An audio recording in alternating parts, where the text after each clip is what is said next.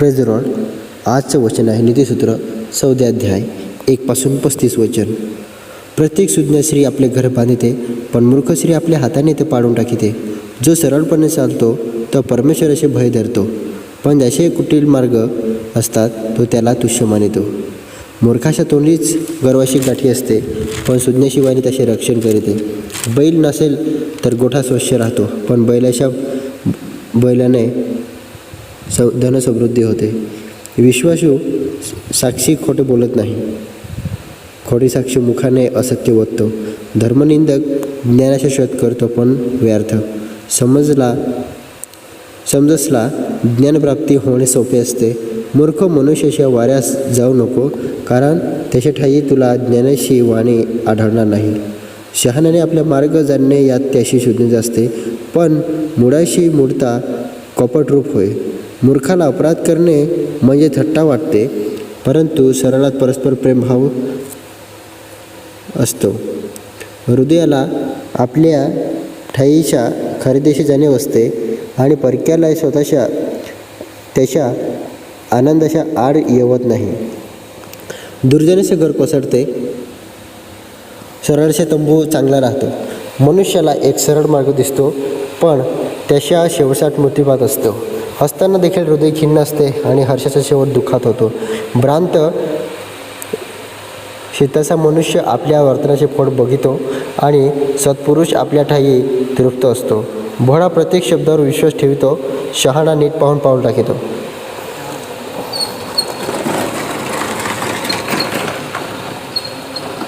सुज्ञ धाक बाळगून वाईट सोडून देतो, मूर्खोन्मत्त होऊन बेपर्वा बनतो. शीघ्र कोपी मनुष्य मूर्खपणा करीतो, आणि दुष्ट संकल्प योजणाऱ्याच्या लोक द्वेष करीतात. भोळे मूर्खतारूप वतन पावतात, पण शहाणे ज्ञानरूप मुकुट धारण करीतात. दुर्जन सजनापुढे नमतात, दुष्ट लोक धार्मिकाच्या दारापुढे जमतात.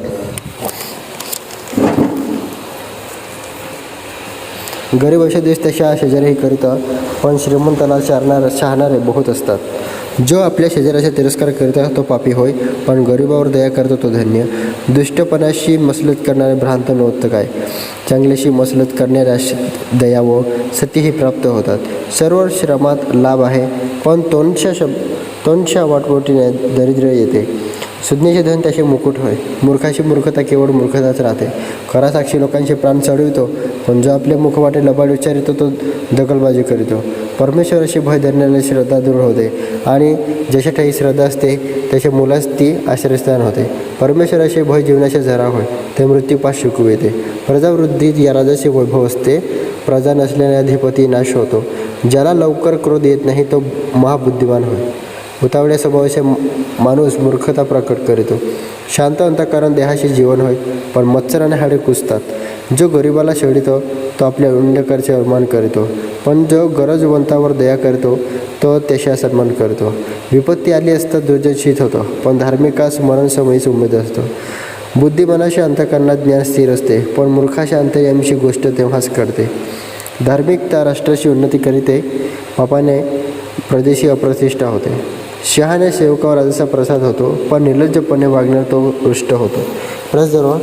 हे आहे नीतिसूत्र 14 अध्याय. प्रियांनो, तुम्हीसुद्धा नीतिसूत्र आपलं बायबल असेल तर बायबल काढा आणि अध्याय वाचा. त्याच्यावर जे वचने आहे त्या वचनेपणे आपले जीवन जगा. देव तुम्हाला आशीर्वादित करो. आमेन.